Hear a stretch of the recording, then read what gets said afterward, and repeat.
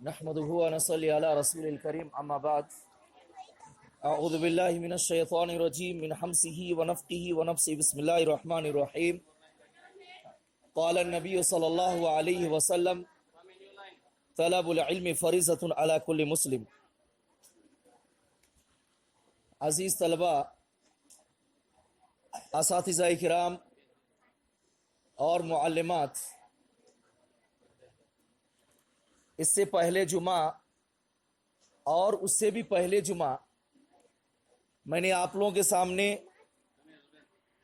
عمل کے تعلق سے دو چار باتیں رکھی تھی اور دو چار نقطے، دو چار اہم باتیں آپ لوگوں کو بتلائی تھی کہ ہمارے جو اعمال ہوتے ہیں وہ اللہ رب العالمین کے پاس 3 مرتبہ پیش کیے جاتے ہیں. ایک تو یومیہ یعنی روزانہ ہمارے اعمال جو ہم عمل کرتے ہیں وہ اللہ کے پاس پیش ہوتے ہیں، اور دوسرا ویکلی یعنی اسبوعی، ویک کے اندر، اسبوع کے اندر 2 دن کیا ہوتے ہیں، پیر اور جمعرات کو پیش ہوتے ہیں. اور اسی طریقے سے تیسری مرتبہ ایک سالانہ اللہ رب العالمین کے پاس ہمارے اعمال پیش کیے جاتے ہیں، وہ شعبان کے مہینے میں. آج کے اس مختصر درس میں 4-5 منٹ میں میں ایک حدیث آپ لوگوں کے سامنے پڑھی ہے، جو اسمبلی کے اندر بھی وہ حدیث پڑھی جائے گی، اور اس حدیث کے بارے میں آپ لوگ سیکھیں گے 2-4 باتیں. اللہ کے نبی صلی اللہ علیہ وسلم فرماتے ہیں طلب العلم فریضۃ علی کل مسلم، کہ علم کا حاصل کرنا ہر مسلمان کے اوپر کیا ہے، فرض ہے. یہ بخاری اور مسلم کی روایت ہے. اس حدیث کے ترجمے سے ہم کو معلوم پڑ رہا ہے کہ علم کا حاصل کرنا ہر مسلمان کے اوپر فرض ہے، چاہے وہ امیر ہو، چاہے وہ غریب ہو، چاہے وہ بڑا ہو، چاہے وہ چھوٹا ہو، کسی بھی حالت میں کیوں نہ ہو. اللہ کے نبی صلی اللہ علیہ وسلم فرماتے ہیں طلب العلم فریضۃ علی کل مسلم، کہ ہر مسلمان کے اوپر یہ فرض ہے اور یہ فرض عین ہے کہ وہ کیا کرے، علم حاصل کرے. عزیز طلبہ، یہ طویل و عریض کائنات، اتنی بڑی دنیا، اور اتنی بڑی دنیا کے اندر بے شمار مخلوقات، چاہے انسان ہو یا پرندے ہوں یا چرندے ہوں یا تو نباتات ہوں، یعنی جتنی بھی چیزیں ہیں، تمام چیزوں کا پیدا کرنے والا اللہ رب العالمین. اس کا پیدا کرنے والا کون، اس کا رکھوالا کون، اس کا مالک کون، اس کا رب کون، اس کا پالنے والا کون، اس کو کیوں پیدا کیا ہے. یا تو انسان کو اللہ رب العالمین، جو انسان اشرف المخلوقات کی حیثیت رکھتا ہے اس دنیا کے اندر، اللہ رب العالمین نے انسان کو کیوں پیدا کیا ہے، پیدا کرنے کا مقصد ہے. اللہ رب العالمین نے ہم کو جو پیدا کیا ہے تو پیدا کرنے کا مقصد کیا ہے. تو ان چیزوں کے بارے میں ہم کو جانکاری لینا ہے یا نہیں لینا ہے، ان چیزوں کے بارے میں ہم کو جاننا ہے کہ نہیں جاننا ہے. کیا اللہ رب العالمین نے ہم کو بیکار پیدا کیا ہے، عبث پیدا کیا ہے؟ کیا اللہ رب العالمین نے دنیا کو بیکار پیدا کیا ہے، عبث پیدا کیا ہے؟ کچھ نہ کچھ اللہ رب العالمین کا مقصد ہے کہ نہیں.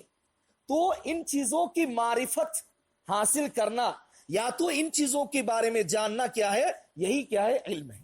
یہی کیا ہے، علم ہے. علم کہتے ہیں عربی میں ادراک الشیء بحقیقتہ، کسی بھی چیز کا جانکاری حاصل کرنا اس کی حقیقت کے ساتھ، اس کی اصلی حیت کے ساتھ، اس کی سب سے اصلی حقیقت کے ساتھ کسی چیز کو معرفت حاصل کرنا، جاننا، اس کا نام کیا ہے، علم ہے. اور یہی علم کا کیا ہے، معنی ہے. تو سب سے پہلے ہمارے اوپر یہ لازم اور ضروری ہوتا ہے کہ ہم اس رب کو سب سے پہلے جانیں، اس رب کی معرفت حاصل کریں جس نے ہم کو کیا کیا ہے، پیدا کیا ہے، جس نے اس دنیا کو کیا کیا ہے، پیدا کیا ہے، جس نے اس کائنات کے اندر تمام چیزوں کو کیا ہے، پیدا کیا ہے. تو سب سے پہلے ہم کس کو حاصل کرنا ہے، کس کے بارے میں ہمارے معرفت حاصل کرنا ہے، کس کے بارے میں جانکاری حاصل کرنا ہے؟ سب سے پہلے اللہ رب العالمین کے بارے میں. کیوں؟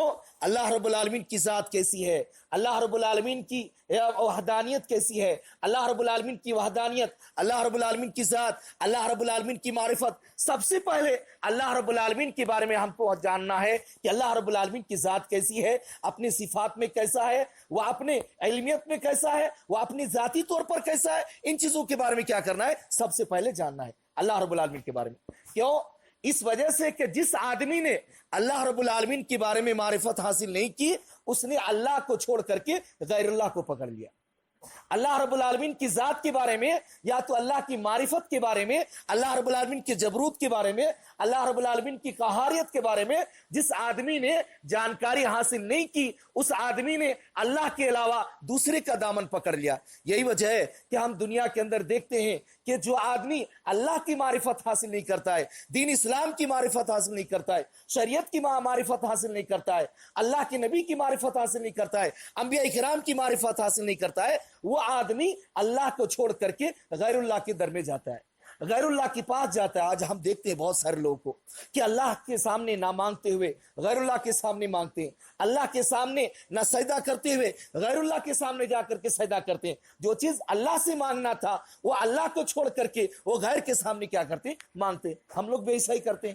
تو اللہ رب العالمین کے بارے میں جانکاری نہ ہونے کی وجہ سے تو دین اسلام کے اندر علم کی اتنی بڑی اہمیت اور اتنی فضیلت بیان کی گئی ہے کہ آپ اس کا شمار بھی نہیں کر سکتے ہیں، آپ اس کا خیال بھی نہیں کر سکتے ہیں کہ اتنی بڑی فضیلت دین اسلام کے اندر علم کی آئی ہے۔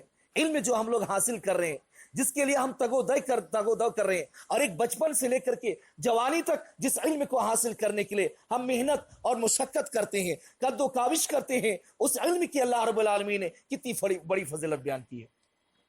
آپ قرآن اٹھائیے، سب سے پہلی آیت کریمہ، سب سے پہلی آیت کریمہ کون سی آیت ہے؟ قرآن کی سب سے پہلی آیت، قرآن کی سب سے پہلی آیت کریمہ کون سی آیت نازل ہوئی؟ اقرأ بسم ربک الذی خلق۔ اقرأ کی معنی معلوم ہے کیا ہے؟ اقرأ کی معنی اے نبی تم پڑھو، اللہ کے نبی کی دعوت ہے۔ اقرأ کی معنی کیا ہے؟ پڑھو۔ اقرأ بسم ربک الذی خلق، اے نبی، حضرت جبرائیل امین آئے اللہ کے نبی صلی اللہ علیہ وسلم کے پاس۔ اللہ کے نبی صلی اللہ علیہ وسلم اس وقت کہاں پر تھے؟ غار حرا میں تھے۔ اللہ کے نبی صلی اللہ علیہ وسلم تعبد کرتے تھے، اللہ کے نبی صلی اللہ علیہ وسلم اللہ رب العالمین کو یاد کرتے تھے، جس طریقے سے ہوتا تھا اللہ رب العالمین کو یاد کرتے تھے، تعبد کرتے تھے۔ حضرت جبرائیل امین آئے اور اللہ کے نبی سے سب سے پہلا ورڈ، سب سے پہلا لفظ اللہ کے نبی صلی اللہ علیہ وسلم نے فرمایا اقرأ، اے نبی تم پڑھو۔ کیوں؟ اس وجہ سے کہ اللہ کے نبی صلی اللہ علیہ وسلم کو نبوت کا بار آنے والا تھا، نبوت کا بار اللہ کے نبی، بوجھ اللہ کے نبی کے اوپر آنے والا تھا۔ نبی بننے کے بعد اللہ کے نبی صلی اللہ علیہ وسلم کو اپنی امت کو سمجھانا تھا، اپنی امت کو اللہ کی وحدانیت، اللہ کی معرفت بتلانی تھی، دین اسلام بتلانی تھی، شریعت بتلانی تھی۔ اسی وجہ سے حضرت جبرائیل امین آئے اور سب سے پہلا حکم جو انسانیت کے لیے سب سے پہلا حکم ہے، غار حرا کی پہاڑیوں میں ٹکرانے والا سب سے پہلے اللہ رب العالمین کا حکم ہے۔ انسانیت پر سب سے پہلا فرض اللہ رب العالمین نے علم کو حاصل کرنا قرار دیا۔ سب سے پہلا فرض کیا قرار دیا؟ اللہ رب العالمین نے علم کو حاصل کرنا کہ اے نبی تم پڑھو اس رب کے نام کے ساتھ جس نے تم کو پیدا کیا ہے۔ تو علم کی کتنی اہمیت ہے۔ اور انسان جو ہم لوگ اس دنیا کے اندر ہیں، یہ دنیا کے اندر انسان کی حیثیت ایک نائب اور خلیفہ کی ہے۔ بادشاہ کون ہے؟ سب سے بڑا بادشاہ اللہ رب العالمین۔ سب سے بڑا بادشاہ کون ہے؟ شہنشاہوں کا شہنشاہ کون ہے؟ اللہ رب العالمین ہے۔ انسان کی حیثیت اس دنیا کے اندر کیا ہے؟ خلیفہ کی ہے، نائب کی ہے۔ یعنی ہم کیا ہے؟ دوسرے نمبر پر بادشاہ ہے، خلیفہ ہے، نائب ہے۔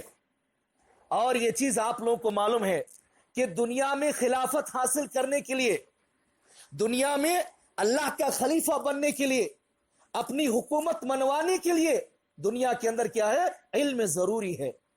علم کے بغیر نہ انسان خلیفہ بن سکتا ہے، نہ انسان نائب بن سکتا ہے، بلکہ علم جس کے پاس رہے گی وہ قوم آگے جائے گی۔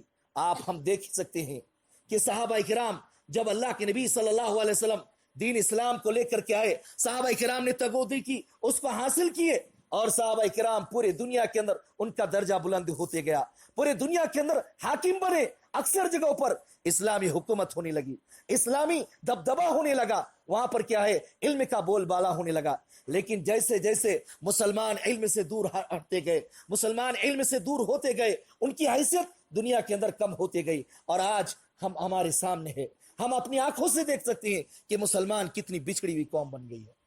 تو علم نہ ہونے کی وجہ سے ہمارے پاس استحقاق خلافت کے لیے جو علم ضروری ہے وہ ہمارے پاس علم نہیں ہے۔